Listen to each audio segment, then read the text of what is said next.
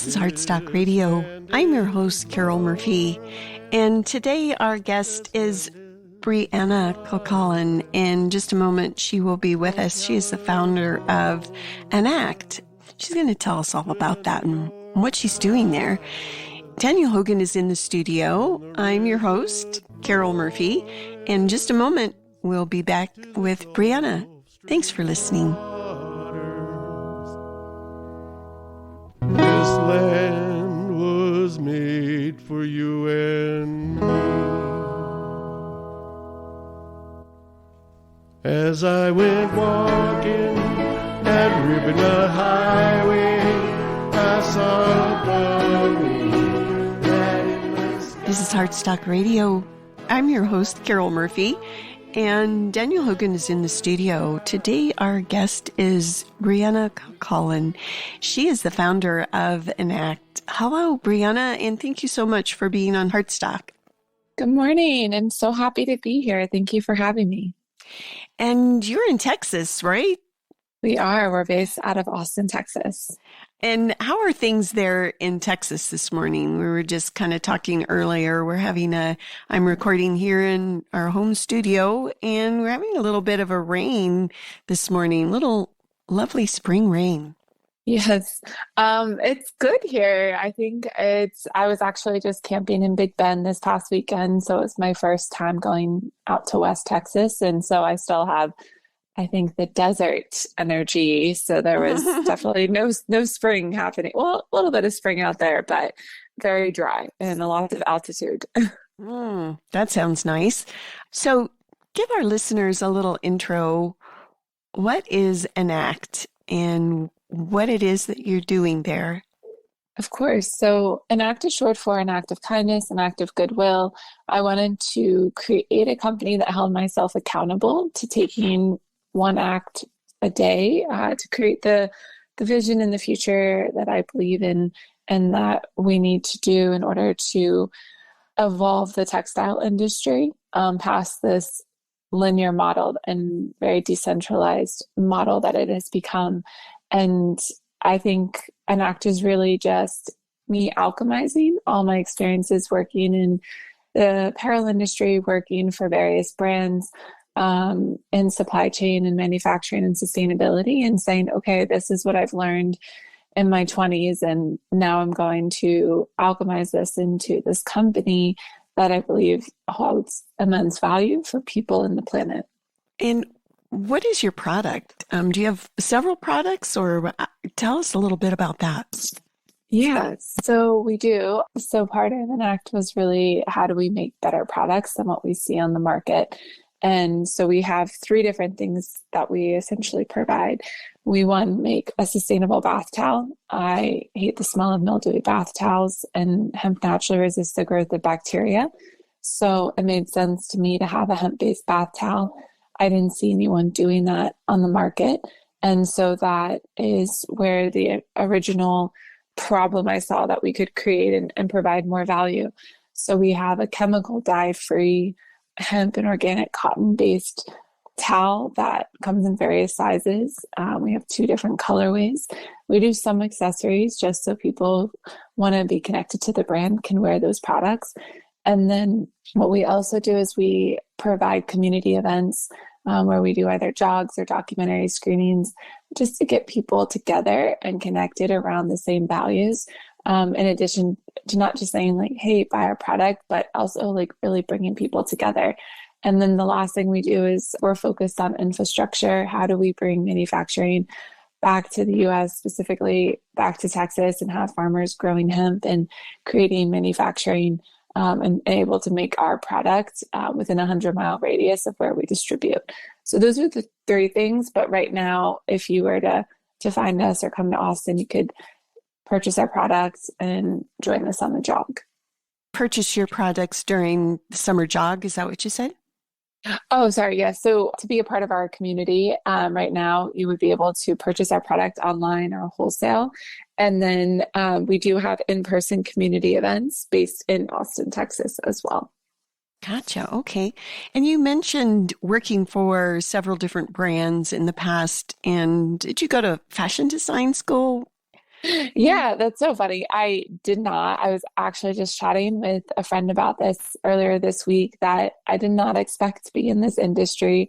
I was really focused on humanitarian work in East Africa, really fascinated by just international development space. And that was what my degree was in. And so I was really focused on that. And then I had a couple of personal incidents happen where it brought me back to the US. And so at the time, Under Armour was hiring and recruiting, and I had supply chain background and was interested in sustainability and had traveled. And so I ended up in their sourcing department. Under Armour, got it. Okay.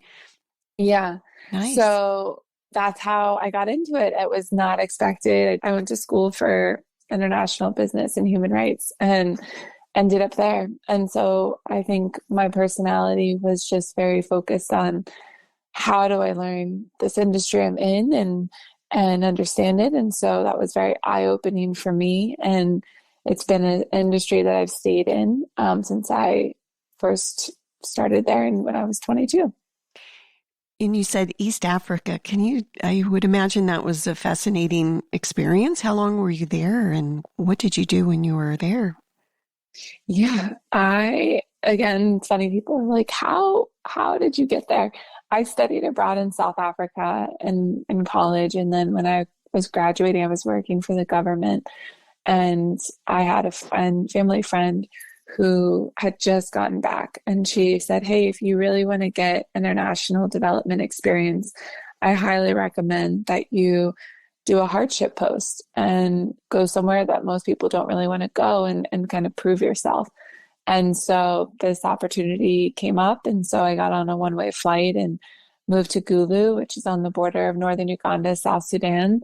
And I just started working in the humanitarian nonprofit space with going out to rural villages. And that area that I was in is a post-conflict zone. So there's just a lot of missing economic infrastructure and a lot of trauma as well.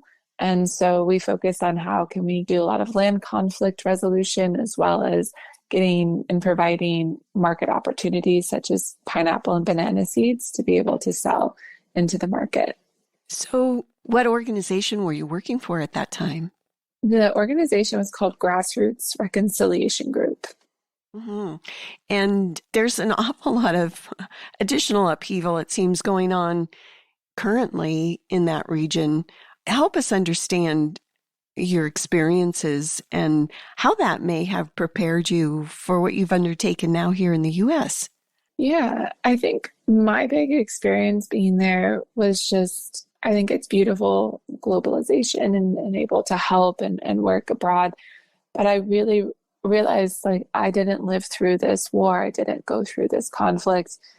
Where do I provide the most value? Perhaps really being back in my own community and being back in the places where I come from and working on those issues there. And so I think that's what pushed me to come back to the US and be aware of everyone is going through things. Everyone has different stuff happening. Like, I think for me, I think about it. And when I travel and people are astounded that we live where we live with all the mass shootings. And they're like, we don't know how you get up every day and like go out in public and feel safe. And I'm like, wow, I think everyone has a different experience of what they think is upheaval. And I think the US is in quite a bit of upheaval and that we've just kind of gotten used to it. So I actually felt quite safe out there because there's really, where I was, there's no guns. So to me, that felt a little bit safer, even if I clearly didn't live there or wasn't from there. Mm. And then what was your experience at Under Armour like? And how did that propel you into what you're doing now? Yes. So my experience at Under Armour was really eye-opening. I came in and I wanted to create their sustainability program, and they just said, you can do that, but like focus on what we need you to do right now, which is sourcing and production. And so what was so eye-opening to me was going to my first factory visits and working in Central America and being in El Salvador and sitting on the factory line and having one of the factory owners say, hey, we're going to leave you on the factory floor and you have to learn how to thread this machine and sew a garment and understand these requests you're asking for all of these factory workers to be doing for you. And that was eye-opening. And I was just never will forget. I was just had like sweat pouring down me and I'm trying to thread the machine and I'm trying to like not get my hands stuck, and just the speed and the agility of these women in the heat able to just manufacture and make all this product that then we're wearing every day. And I think that disconnect of knowing who was really doing it and the conditions and just the skill level of that, like really pushed me to want to create more transparency in the supply chain so people could understand, but also to make better working conditions as well. Mm-hmm.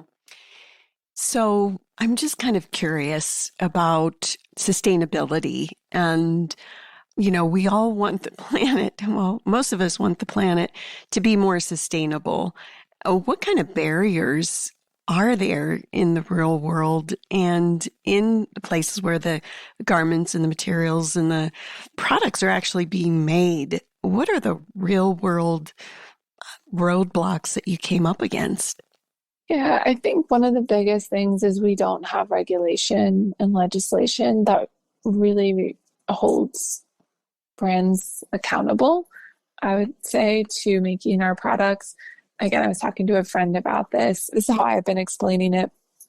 If, for example, you open a coffee shop, you can be able to go buy shirts and tote bags and bandanas and hats and put your logo on it within a day.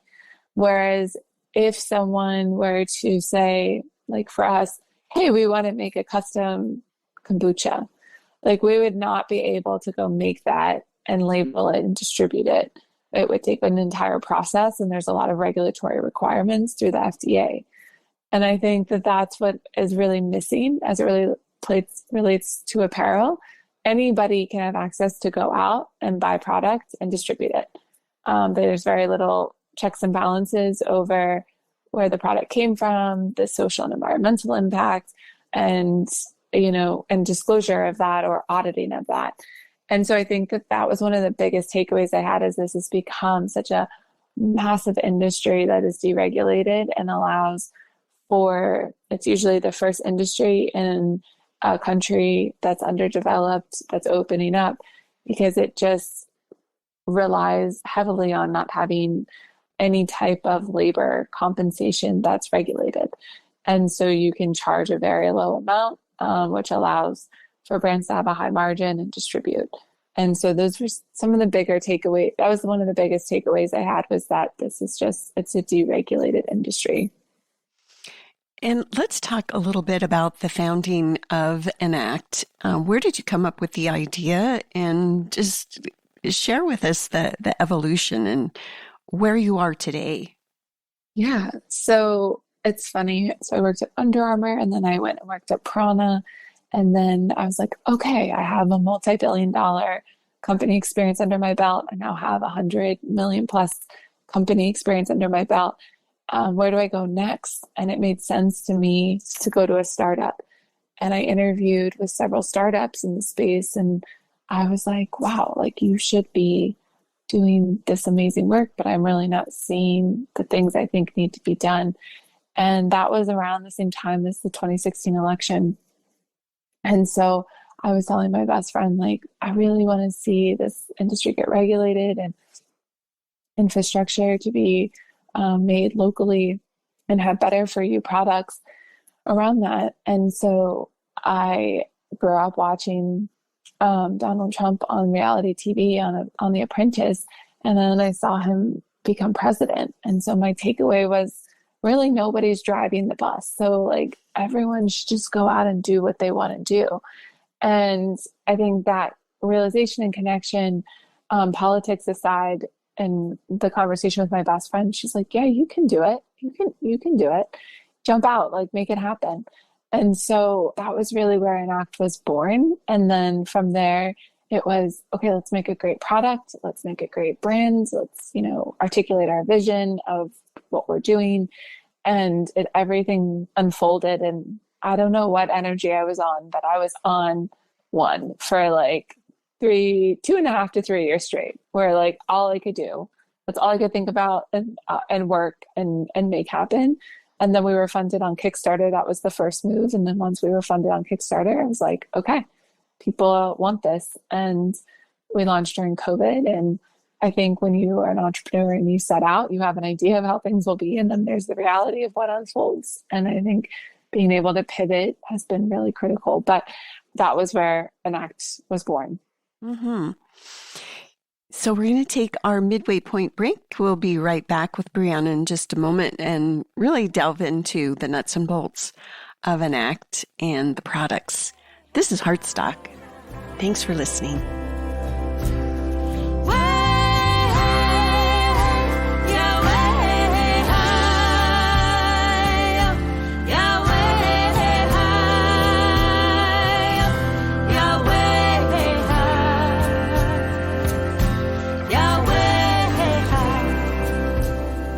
Welcome back. You're listening to Heartstock Radio. I'm your host, Carol Murphy, and Daniel Hogan is in the studio. And we're speaking with Brianna Kilcullen, and she's the founder of Anact. We were just talking about launching your company, and you mentioned pivoting. In what ways? Well, first of all, let's talk about, what year did you launch? You said it was during COVID, and then you said that it was really critical that you were able to pivot. So let's talk about that just a little bit, Brianna. Yeah. So we launched, our Kickstarter was in 2019, and then our inventory came in March 2020, which was with the beginning of the pandemic. And so our strategy had been, we'll go out and do wholesale, and we'll sell to distributors, and we'll move our product that way. And with everything that shut down, we were no longer able to get it out to hotels or to spas or to attend a trade show. So we had to pivot and learn how to sell direct to customer. And so if you don't have a retail shop, that really means understanding Facebook and Instagram ads. It means social media, organically, influencers, affiliate marketing, emails. So it was like a huge learning curve to have to learn algorithms of different platforms and where our product and brand made sense, and then find our customer through those mechanisms. And we did do that. And we learned so much and gathered so much data from that. Now in 2023, we're finally back to where we wanted to be, which was moving into wholesale and having those relationships and conversations. But prior to that, it was having to understand that landscape. And it ultimately pushed us to get onto Amazon, which has been a really big driver for us. So it all worked out. But I think that pivot of, here was our market strategy, this has now completely been taken away. What are the options? And I had an advisor say to me, this is where most people give up, but if you can buckle down and if you can really focus and allow yourself to pivot and stay true to the vision and not necessarily how you think it should unfold, you'll be able to get there. And so that was really what I would say been the past several years in my experience of building the business. And the materials, I'm just aching to talk about. You being a sourcing specialist, share that story with us. And hemp is just wonderful. How did you discover hemp, and what was your experience like creating a product that is, you said it was hemp cotton, right? It is, yes. Yeah, to your point, like when you work in apparel, you just start asking questions, and what are natural fibers and what are synthetic fibers and where do they come from and how are they made and how do they perform and what do they do after you're done with them? And so those were all the questions and things I was learning. And in sustainability at prAna, we actually had a material thermometer index that would rank them sustainability wise and performance wise. And so coming from Under Armour, we were mostly a synthetic based company utilizing polyester, and moving to prAna, it was much more natural plant based. And then if it was synthetic, it was recycled. And so like learning about the rankings of all these different fibers and where they ranked, I was so shocked when I saw that hemp was one of the best performing and the most sustainable. And I was confused as to why we had not been yes, utilizing it, right? Exactly. I'm like, seems the best option, but we're not doing it. So I think I was in China in 2017 when they were harvesting hemp, and that really set me off this kind of path of doing research into regulation and legislation around hemp in the US. And so when I saw that it had been used and it was a really prevalent fiber and it was only made illegal due to the threat it posed to the cotton industry and to oil and to paper, then I felt this level of comfort. And I just remember feeling a wave, like, oh wow, there's a wave coming for this fiber in the US, and I'm gonna start swimming and like catch it.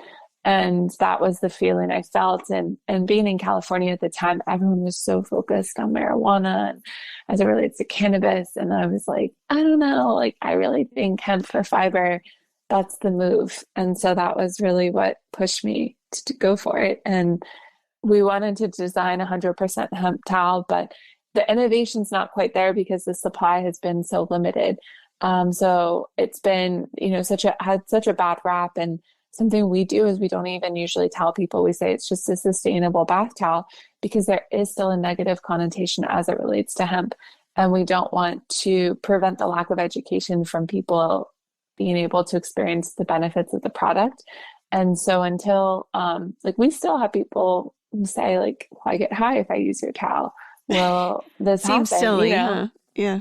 It seems silly, but it's like a true reality. fear. So yeah. So I'm just become very cognizant of that, and with our marketing, just making sure we tell people like, hey, it's just solving this problem. It's a better towel, and then here's this history of what has happened here, and so that has been really important. And yeah, as the supply increases, as the demand increases, I think we'll see more innovation. But I wanted to make sure that when utilizing a new fiber, that we could match as much as possible the product expectations that our customers are currently experiencing. And so doing a blend made the most sense. And I know you mentioned before that your goal is to source the materials there. How much hemp are we growing in Texas these days? We've interviewed a few folks that are working with both growing and products made from hemp. So, how is it going there in Texas?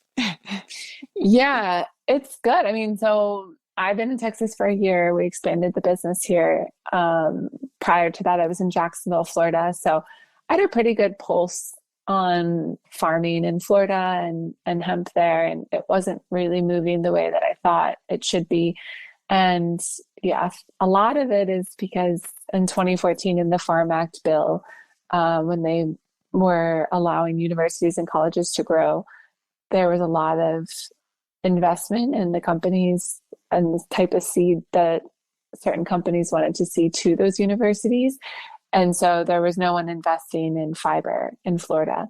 And so moving to Austin and being here, I just went out 2 weeks ago to Texas hemp processors, and they have seed in the ground and they are growing and fine tuning it. And so that was really cool. And it's quite crazy because it's all against, there's corn being grown everywhere for ethanol. And then there's 100+ acres of hemp right in the middle of it. Yeah. So it's happening. It's hard. I mean, it's such a hard, people can be so pessimistic about the hemp industry, and there's so many people who have been in it for so long, and it's like we're finally starting to make moves and see the visions happen. But yeah, there's a lot of people who take up space, who talk about it, but don't actually do it. And it's really important to see who's actually has seed in the ground, who actually has product. That's who I try to stick with.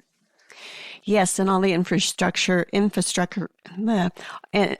all the infrastructure that's needed for the milling and whatnot. We could talk all day about that, but I'm wondering, you mentioned funding. We've got about 4 minutes left, so I'm hoping we can touch upon that topic. You had a Kickstarter, and then where did you go funding-wise from there? Yeah. So after the Kickstarter, then we were able to really run the business off the sales of the product. And that was amazing. And then we started having more sales opportunities come in and needed more inventory. So I think that's a key component around the hemp industry and just textiles is there's a lack of funding for textile and fiber. And traditional funding just doesn't really kind of work for a new startup. So we brought on angel investors, and that was like a scary experience, I think, just because you are used to a traditional way in which a loan works. And I think in angel investment and venture capital, it's really based off of the idea. It's based off the market opportunity, based off of a lot of different parameters. And so learning how businesses that require a lot of trial and error get funded, I think is a really important thing for new founders like myself. But that was how we were able to do that. And then now we're really focused on how do we grow the business based off sales opportunities and not just accessing capital. Yeah, and you're giving up some equity in your company usually, which can be scary. Yeah, it is. But, you learn it's really about bringing on people who see that vision. And it's better to have a smaller piece of the pie, but have the vision than to just have everything and be by yourself. And I think we, in this culture, have really said, like, you can do everything by yourself, everything. And it's not fun. And as long as you are able to have terms and expectations that are in alignment with the people you're working with, then that's, I think, a much better experience. And your team, it sounds like you have a really strong team. How did you do that? Yes. I read a book that was recommended to me called The Buddha and the Badass. And I was like, yeah, I highly recommend it. And I was like, how do I find people? Like, do I find people who've done this before? Like, what do I do? And I think what was so critical is you need to know the values of your company. You need to know the mission, the vision, and then you need to communicate the vision and attract people who have that are in alignment with your values and have skill sets that you need at that time. And so that was the formula I adopted. And so when recruiting or talking or going to a networking event, I was really clear about this is the vision. And if they liked it, okay, cool. These are, like, I'll give an example. Ashley, our COO, I was like, this is the vision. She was like, I'm in, this is amazing. And I was like, great. And then it was like a slower process of like getting to know each other. But I was like, she gets the values of the brand. She has them. She has the skill set. And that makes sense to me. And that's been the routine in which we've hired from there. So we've run out of time. This is awful. Yes. Like so many more questions. How can folks find you? Our website is enactglobal.com and our Instagram is @enactglobal as well. ANACTglobal.com. Fantastic. Thank you so much for sharing your story, and thank you for loving hemp. Oh, of course. Thank you for having me. I appreciate it. You betcha. And as always, we shall see you next week. This is Heartstock. Peace. I saw a sign there, and on the sign it said, no. Heartstock Radio is a production of KBMF 102.5 Butte America Radio. Hear our programs every Friday at 5 p.m. Mountain Standard Time via livestream at butteamericaradio.org.